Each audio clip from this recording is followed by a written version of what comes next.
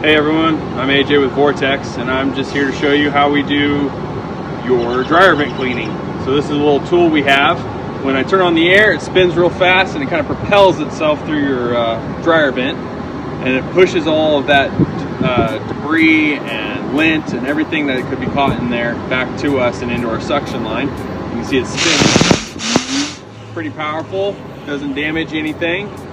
I'm going to show you right now.